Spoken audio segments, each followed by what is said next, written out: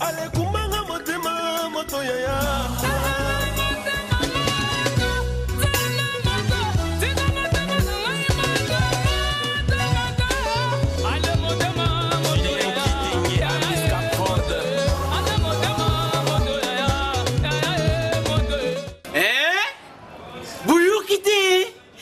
Yo kaka Kinshasa Nabiso Kin et l'équipe partout.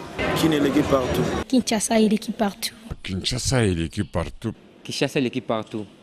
Kin et l'équipe partout. KNB Kinshasa et l'équipe partout. Bote bandeko balandi magazine KNB Kinshasa na biso pe meilleur vœu na bino nyonso. République démocratique du Congo, tozali na ba ekolo ebele. Ekolo na ekolo pe ezalaka na ndenge na bango babalaka mwasi. Yango lelo KNB eluki ye ba bandeko na biso ya ex province ya Équateur babalaka basi ndenge nini. Na babota soki yebani. Amoni soki oyebi toyebi famille oyo baza malamu. Nde sikoyo mwana pe akei abali bon. Siko pe bolinge pona ekolo te tozalaki pe kobala na pona mbongo pe ya ebele te mais normalement il faut pe ba pesa kaka mwasi na valeur na libala ka ba pesa ye mbongo ya libala bano bakobota masako pesa mbongo ya libala bazala na valeur te na famille ya papa basanga kaka base ya mama kongo ya mama pièce elamba ya mama mungwa ya mama basavo ya mama mobiroko nyonso ya mike ya mama nde basengaka ya kolata oyo toyepe komona awa mususu bazwi babakisi makambo oyo tokuti awa ezalaki soki yaya akufi bakozwa mobali oyo bapesi ye alobi te abokola bana bamosusu mpe alobi nakobala ye te ayokanaka nde na yaya toyokanaka na ye te bon bafamille mpe mosusu na bamongo pe bamusu babi abade aboti akamati pe litabisi na epapese na mobali bakote ya babwende banini mabiso toza bato ya bikoro toringaka biloko wana ya sangisa te eza bato mosusu par exemple epa na biso surtout ekozala moto mosusu abali mwana na bino afani na mwana na bino bien aza comportement bien biso tolanda pena makambo etali bambongo te totalaki afandaki na mwana bien mwana na biso wana akufi surtout côté ya mwasi mwana mwasi akufi botali bofandi famille bokomana te mwana ndeko mobali oyo azalaki na biso bien to mesana makambo ya malamu atuka toko perdre yete Bana biso mangala c'est-à-dire mbongo ya libala eza symbole ezali seulement un symbole pona ko reconnaître que non ozu mwana bato balié et mwana bato wana ozu yo ofélité. Milieu professionnel batu ebele bazalaka na culture ya heure ya koya na musala te. Au lieu basala 8 heures de service, basalaka 8 heures au travail. Bolanda reportage oyo ndenge bango moko balobi. Bon, on a respect à temps na musala ezali comme ya discipline personnelle. Batu misusu ezali ba éducation na bango bazwa banda bomwana za discipliné te. Mesani komi pe sa discipline te. Qui est par rapport à Yemoko, mais par rapport à la société, ceux qui ont un engagement, ont un contrat, ont un timing, yamusa nabino, ont un choité. Il faut y aller. Ceux qui peuvent y être au métier, n'a pas si pour souka baroba au Libana. Ceux qui m'ont très bien que Nadana Moussala, Nadala engagé dans la société, bon, c'est à respecter tant na Moussala, nala naye. Oyo société ou bien compagnie a d'aller couper ça y est. Bon, tu es dans 8 heures à comme à 8 heures. Bon, tu es dans 9 heures à comme à 9 heures. Ce que tu as moins retard, il y a peut-être un chemin pour la transport de sucre. Au sein de minute, moi, je Boyoki avi ya bakino ndenge ba réagir à propos ya notion à temps na musala. Biso na KNB to kolokolo baboye. Musala eza tata na maman, il faut qu'on respecte R. Kin et l'équipe partout. Na cadre ya ba festivité ya fin d'année, bota la ambiance oyo erenia qui na place désévolué mokolo ya Noël. Somo esengo komona ki Kinshasa na biso maboué, tout le monde on na poto, tout le monde va payer belé mais tout le monde on a kati ki na biso eza impression faisait normal. Tout congolais o les ka place impression faisait la rande mon ngai. eloko nga na koyebisaka site mosusu eza kaka batala exemple ya baninga mosusu neti bino awa ndenge bosali bazwa mpe ide wana mbala nsima basala mpe boye donc eza eloko ya grave te mais eza kitoko makasi bon mingi yaloba vraiment eza te miso na biso moko ezomona nayebi te soki na remercier papa na biso Joseph Kabila ndenge nini mpona azosala eleki vraiment ebele donc eleki ebele tala vraiment bankamba badécoration boye à l'époque ezalaki te mais tobandomona mwa bane oyo décoration kitoko bana bazoya bana bazofete vraiment kitoko makasi donc naosenga na bapapa nyonso be bamama nyonso baya na bana bango koto oyo mpona bafete eza vraiment kitoko makasi. Salut, c'est les jumeaux Paradis, Dani et Joël. Nous souhaitons joyeux Noël à tout le monde et bonne année à toutes et à tous. Voilà. J'ai beaucoup aimé mon pays, c'est magnifique. Même vous voyez. Fier d'être congolais. D'accord. On est fier de vivre ici à Kinshasa. C'est fort. Voilà. Awa bino bofetaki Noël na masanga ya mindele mais botala bandeko oyo ya quartier Livulu ndenge bafetaki Noël na bango mais na masanga nini. Le 25 décembre, oyo biso nyonso tofetaka naissance ya Jésus-Christ. Kasi ba kinwa misusu ba feta ngo na ndenge na bango bato na bato bazana ndenge na bango ya ko fete fête wana misusu bazomela masanga ya makasi bazolangwa na ndenge moko ya kosakana te. Ce n'est pas bien pour la santé, il faut koyeba nini ozomela pour la santé. Monsieur Mangalibi, coordonnateur ya Amis de la Nature, a pesi biso importance ya kozala na jardin pembeni na biso. Moto akelaki na kati ya Bible na kati ya jardin d'Eden pour dire que Eden ezalaki environnement moko tellement kitoko mingi parce que nzambe yema lobi tango akelaki alobi nyonso akelaki ezalaki kitoko mais c'est fait que lelo yo biso tolingi yango te conséquence toza kovivre na balopango oyo matiti ezali te soki jardin eza na lopango te eloko yaka mingi ezali bosoto qui dit bosoto ndenge baki mtu azala exposé na ba maladie ebele nzamba yebi pourquoi ça la jardin parce que lelo yo ezali siko yo omona bato mingi tant moto eza pasi akendaka ou bien na parc ou bien na kata jardin botanique pour na kofanda pour na se détendre parce que ezali jardin ezali loko epesa mtu kimia or pour na moto yeba ko sala makasi il faut azana siko ezali kimia esika bopeto ezali lelo yo na mboka na biso eloko to ozanga nde yango wana jardin fo yeba kolinga yango soki olingi yango yango mpe kolinga yo ekosala seke bokovivre malamu ebakisaka même moto mikolo yango komonake na kozwa exemple mibale na hôpital mibale ya minene oyo babelge basalaka na ntango ya kala tozwi le cas ya hôpital oyo ekomi lelo hôpital de la référence oyo kala tomonaki mama yemo peme nango ezalaki na jardin zoologique na oyo tobengaki kala parc de bouc oyo lelo tobengi jardin botanique toke na clinique universitaire basala yango na kati ya zamba pour dire que moto ya maladi soki azali pemene esika ezali kitoko oyo akomona nyama akomona bafololo ekosala seke ekosunga meme mpo na lokobiko na ye mais eza belema moko ya mike mike oyo biso bato na rolo nzambe apesaki biso toyeba kojoue tokosala yango te conséquence tokovivre na mboka oyo tobengaki kini la belle emeki kobonga moke me komi bandi kozonga encore kini la poubelle et problème makasi ezali wana et dans tout cela normalement ekosenga sikoyo mibeko ekoma ya makasi mibeko esalama epuis koyeba mpe kolandela mibeko tokoma kokamwa ba jeune fille ebele soki abota eke alingi mobali mususu abombaka bana toyebaka te soki ezalaka nini boyoka bakinwa ndenge badeplore likambo yango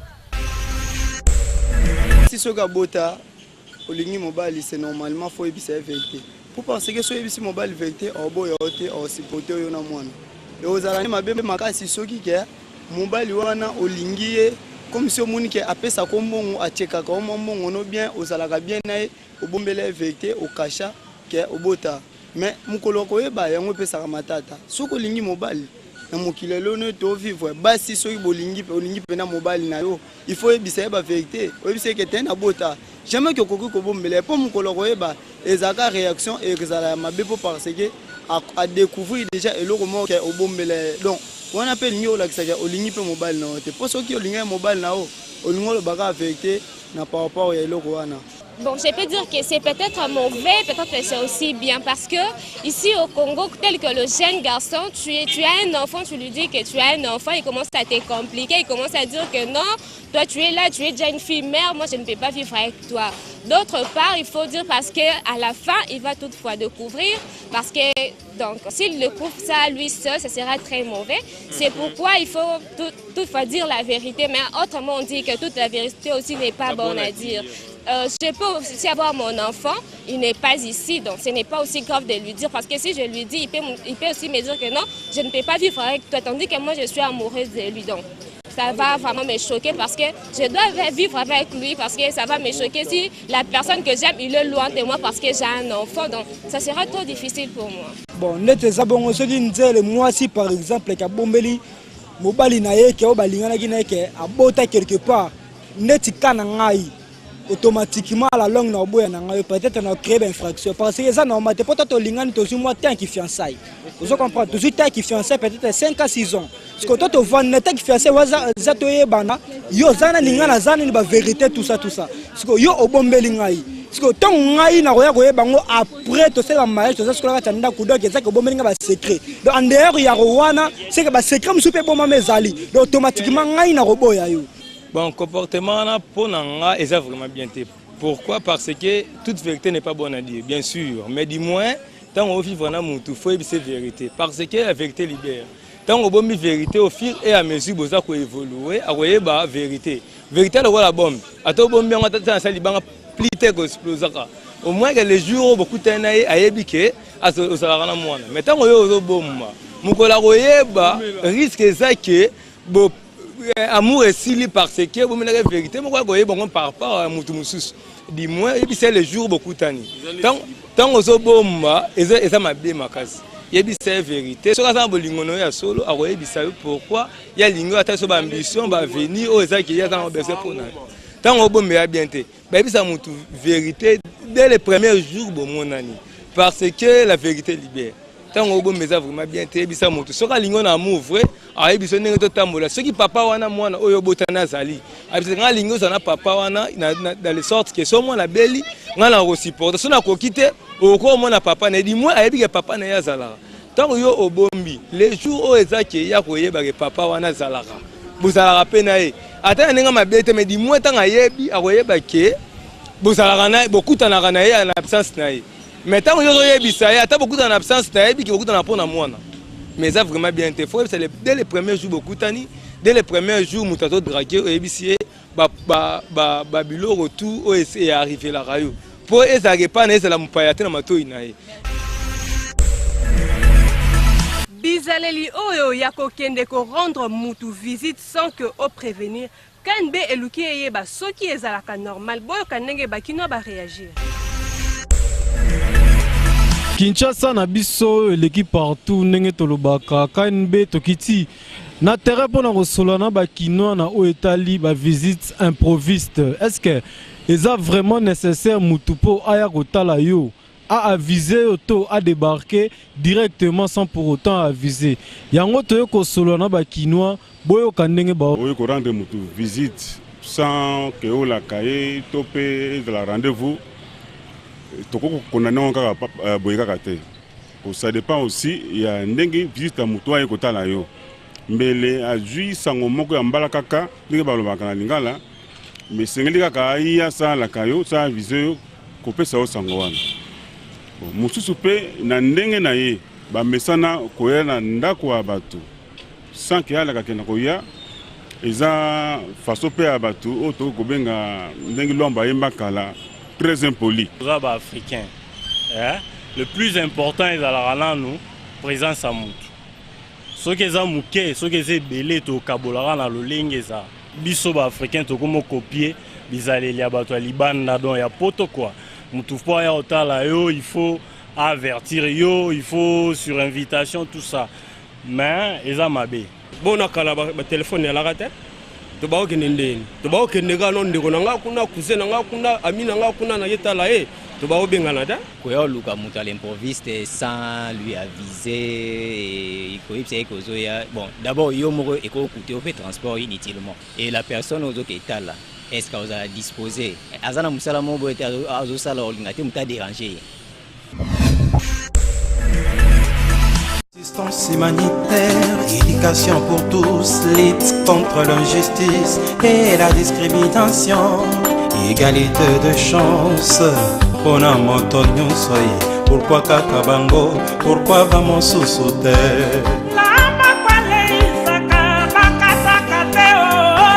Fondation Jimmy Mukendi ezosalisa kosunga bana bazangi makoka kokenda création.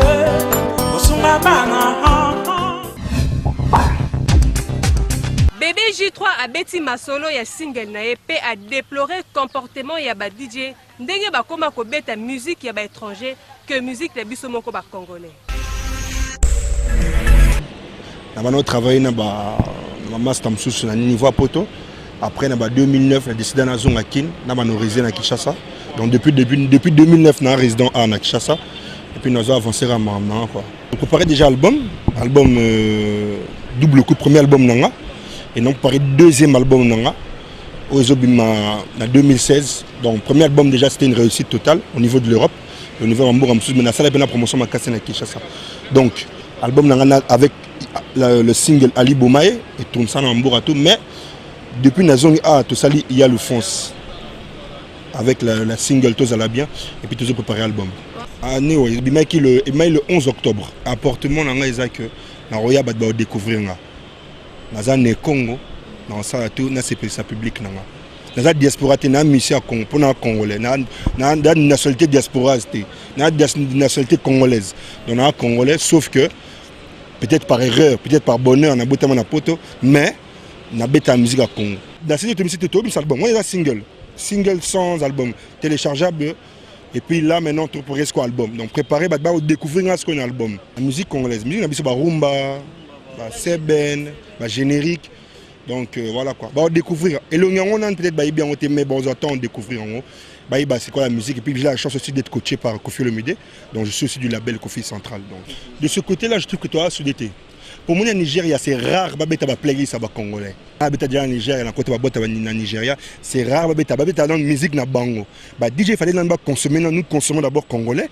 Et après, de temps en temps, musique à Libanda. Mais si vous consommez congolais, vous consommez malamoro musique il y a étranger. C'est dommage. Prévu tout le début de l'année à Kasangulu. On a démarré le concert à Kasangulu en tant que Congo. Et après, tout à Kigali. Kisangani, Lumumbashi et la place Moussous quoi.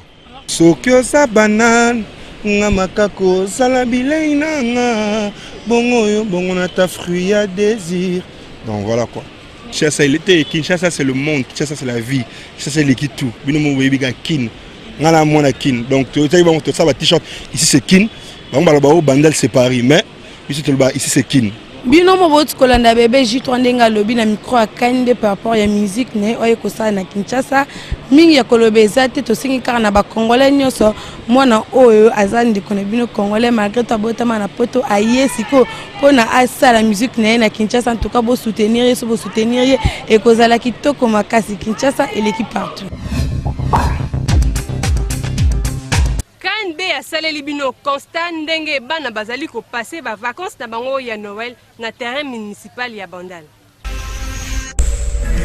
Ngam na louese bana nde ba kumba ezaka biso mone soto e bana ba futa ne to bulsa soto e na on to chango bana ba futa 50 francs de tout ba kumba biso mo pe to soanya bango so ya mo bo moi akwei azoki to mema na pansement biso mo to soigner premier soin to soigner neza boye za place mo boye pesi bana basaka na eza lo wa neti pesi bana ba sala physique eza gymnastique bana ba sala physique eza contrat ya physique bon moi na sonde cha yibi mbongo na ndao na bango so to remarquer derrière na mbongo ebele tolingaka te tobengana si tomonaka mwana moke toinvitaka fo tobengana bon yaka de tour so obandi awa mpesi totelemia otourne terrain boye ti awa de tour 50 francs te maintenant seyaka nango te mai tofutaka batarsi tofutaka tarsi na commune. Tokomi na suka ya magazine ya bino Kande Kinshasa na biso magazine ya lelo to présentaki yango na place désévoluée na commune ya Gombe. Awa bokomi kokopie droit d'auteur bofute panani. Botika toujours connecté, branché, scotché na magazine ya bino Kande Kinshasa na biso Kin et l'équipe partout.